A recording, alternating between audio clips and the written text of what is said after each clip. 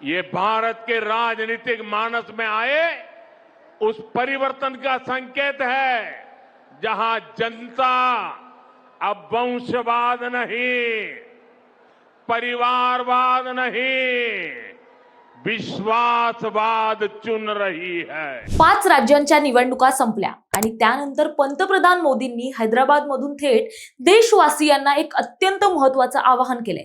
हे भाषण कोणतंही राजकीय भाषण नव्हतं, तर हा मुद्दा होता तुमच्या, आमच्या आणि देशाच्या आर्थिक सुरक्षेचा। आखाती देशांमध्ये सुरू असलेल्या युद्धामुळे कच्च्या तेलाचा पुरवठा विस्कळीत झालाय। जगातील भल्या भल्या देशांची अर्थव्यवस्था डगमगते। याचा फटका भारताला बसू नये म्हणून मोदींनी भारतीयांना 9 गोष्टींचं राष्ट्र कर्तव्य म्हणून पालन करायला सांगितलंय। कोणत्या आहेत त्या 9 गोष्टी पाहूयात। पहिलं, पेट्रोल डिझेलचा वापर जपून करा। दुसरं, खाद्यतेलाचा वापर मर्यादित ठेवा। तिसरं, सर्वात मोठा सल्ला, पुढचं 1 वर्ष सोनं खरेदी करणं टाळा। चौथं, पुढचं वर्षभर परदेशी प्रवास टाळा। पाचवं, देशाचं कच्चं तेल वाचवण्यावर जास्तीत जास्त भर द्या।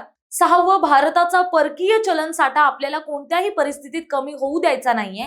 7वं, स्वतःच्या गाडीपेक्षा शक्य तिथे मेट्रोने किंवा इलेक्ट्रिक वाहनांनी प्रवास करा। 8वं, कंपन्यांनी वर्क फ्रॉम होम आणि ऑनलाईन मीटिंग्सवर जास्त भर द्यावा। 9वं आणि सर्वात महत्त्वाचं, परदेशी उत्पादनांची खरेदी कमीत कमी करा। आता तुम्ही म्हणाल हे सगळं कशासाठी? ऐकायला हे थोडं कठीण वाटत असलं तरी यामागे एक खूप मोठा विचार आहे। भारत मोठ्या प्रमाणावर सोनं आणि कच्चं तेल आयात करतो, ज्यासाठी देशाचा अब्जावधींचा पैसा परदेशात जातो। जर आपण पेट्रोल आणि सोन्याचा वापर कमी केला तर देशाचा पैसा देशातच राहील आणि हाच वाचलेला पैसा उद्या देशाच्या विकासासाठी आणि गरिबांच्या कल्याणासाठी वापरला जाईल। भारताला जर आर्थिक महासत्ता बनवायचं असेल तर आपल्याला जागतिक संकटांपासून स्वतःला वाचवावंच लागेल। ही वेळ फक्त ऐकण्याची नाही तर कृती करण्याची आहे। जर आपण सर्वांनी मिळून 1 वर्ष हा संयम पाळला तर भारत कोणत्याही जागतिक संकटाचा सहज सामना करू शकेल। तुम्हाला पंतप्रधानांचं हे आवाहन कसं वाटलं आणि या 9 पैकी तुम्ही कोणत्या गोष्टीचं काटेकोरपणे पालन करणार आहात आम्हाला कमेंट करून नक्की कळवा आणि हा व्हिडिओ जास्तीत जास्त शेअर करा।